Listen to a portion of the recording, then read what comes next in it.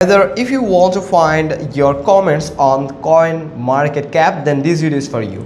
First, open your CoinMarketCap application, then click on your profile icon at the top right corner. Now from here, tap on your name. Now here you'll find three sections like post, comments and reactions.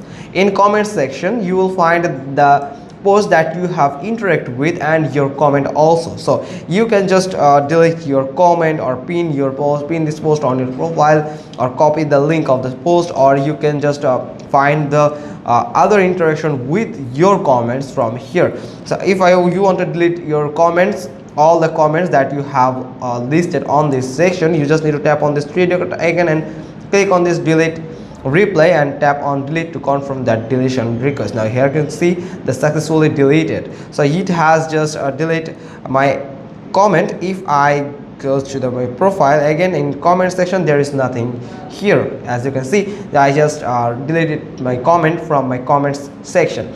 Hope you got this. If you want to find this, then that's the step that you can follow. Thanks for watching. Till next time.